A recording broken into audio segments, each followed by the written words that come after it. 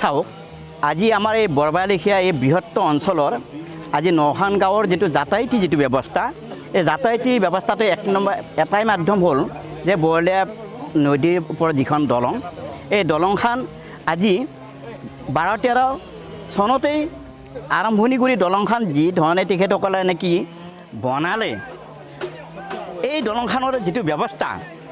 এই ব্যৱস্থাটো আমি সকলো ৰাইজে দেখা পাইছে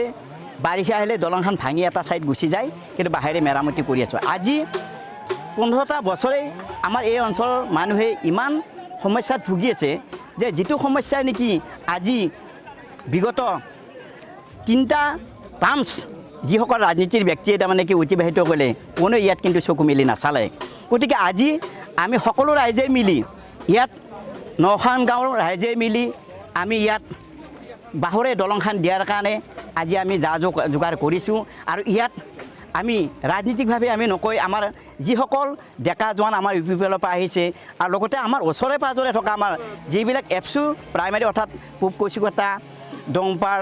তাৰোপৰি আমাৰ গান্ধীবাৰীৰ আমি কিছু সংখ্য আহিব দেখা পাইছোঁ গতিকে তেখেতসকলক আজি আমি এই অঞ্চল ৰাইজে ইমান কৃতজ্ঞতা জনাইছোঁ যে যিসকল 15টা বছৰে শাসন কৰি ৰাজনীতিৰ ব্যক্তিয়ে ইয়াত ভাল চকুৰে নাচালে কিন্তু এই ডেকা যুৱ শক্তিয়ে তাৰমানে কি চিন্তা চৰ্চা আহিল যে এই সমাজে কেনেকৈ তাৰমানে কি কষ্টত ভুগি আছে কেনেকৈ জ্বালা যন্ত্ৰণা ভুগি আছে বাস্তৱিক তেখেতসকলে আজি তেওঁলোকেই নিজে আহি দেখা পায় নিজে হাতে কামে লাগি আজি দলংখন আগবাঢ়ি আহিছে আজি আমি তেখেতসকলক বা তেওঁলোকক আমি আমাৰ এই সমাজৰ পৰাই আমি কৃতজ্ঞতা জনাইছোঁ আৰু যিসকল আমাৰ ইউ পি পি এলৰ জোৱান যিসকল ইয়াতে আহিছে তেখেতসকলক আমি ৰাজনীতিকভাৱে অশেষ ধন্যবাদ জনাইছোঁ আৰু ভৱিষ্যতে আমি ভাবিছোঁ তেখেতসকলে যিহেতু হাতে কামে কৰি আমাক ইয়াতে বাস্তৱিক হিচাপে আমাৰ বৰবালিখীয়া ৰাইজৰ দলং নিৰ্মাণত আমাক দেখুৱাই দিলে গতিকে আমি আশা ৰাখিছোঁ এই দলে নিশ্চয় ভৱিষ্যত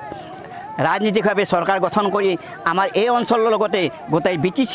সমষ্টিৰ ৰাইজৰ উন্নয়নৰ ক্ষেত্ৰত এটা ভূমিকা ল'ব বুলি আশা ৰাখিছোঁ গতিকে আজি মই গোটেইখিনি যুৱ শক্তিক মই আমাৰ এই বৰবালিখীয়া ৰাইজৰ হৈ ধন্যবাদ জ্ঞাপন কৰিছোঁ ধন্যবাদ আমি এই বৰবালিখীয়া আৰু লতিবাৰী সংযোগী পথত 2012-13 বৰ্ষত ইয়াত এখন আইৰণ ব্ৰিজ বৰলীয়া নদীৰ পৰা আইৰণ ব্ৰিজ মানে আবণ্টন পাইছিলোঁ দলংখন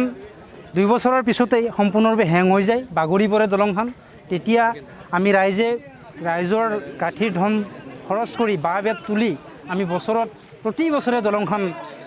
12-13 বাৰকৈ আমি মানে ভাল কৰিবলগীয়া অৱস্থা হৈছিল এনেকৈ আমি দলংখন ভাল কৰি থাকিলোঁ এতিয়া কথা হ'ল আমাৰ দলংখনৰ ব্যাঘাতজন কিছুদিন আগতে বানপানীত দলংখন ভাঙি যোৱাৰ কাৰণে আমাৰ যাতায়াত ব্যৱস্থাত আমাৰ ব্যাঘাত জন্মিল যাৰ কাৰণে আমাৰ ইয়াৰে ল'ৰা ছোৱালী লতিবাৰী শংকৰদেৱ শিশু নিকেতন লতিবাৰী আদৰ্শ নিকেতন লগতে লতিবাৰী উচ্চ মাধ্যমিক বিদ্যালয়ত পঢ়ে ঠিক তেনেকৈ আমাৰ নদী সিপাৰৰ ল'ৰা ছোৱালীখিনিও ইয়ানেকৈ আমাৰ বৰবালিখীয়া অঞ্চলৰ যিখন উচ্চ শিক্ষা মানে অনুষ্ঠান আছে ME স্কুল আছে LP স্কুল আছে ইয়াতে ল'ৰা ছোৱালীখিনি পঢ়ে এতিয়া লকডাউনৰ সময় যদিও বা স্কুল খোলা নাই তথাপিতো যদি স্কুল খুলিলেহেঁতেন এই ল'ৰা ছোৱালীখিনি কেনেকৈ স্কুলত অহা যোৱা কৰিলেহেঁতেন এইটো লৈ আমাৰ বৰ চিন্তান্বিত বিষয় হৈ পৰিছিল লগতে আজি কিছুদিন আগতে ইয়াৰ পৰা দলংখনৰ পৰা পৰি বহুকেইজন লোকে মানে হাত ভৰি ভাঙিবলগীয়া অৱস্থা হৈছে ৰামেশ্বৰীৰ এজন